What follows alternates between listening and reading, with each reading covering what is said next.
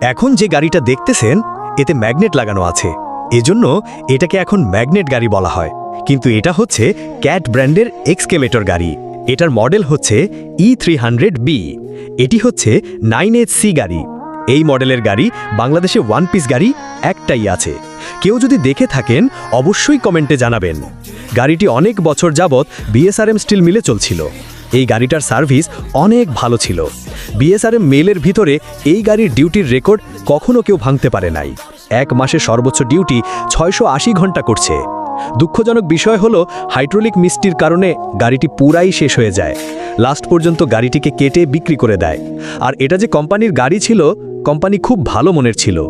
বর্তমান যুগ হিসেবে ওনার মতো কোম্পানি হয় না। যারা স্টিল মিলে চাকরি করেন তারাই বলতে পারবেন। ওনার নাম হচ্ছে ইসলাম সাব।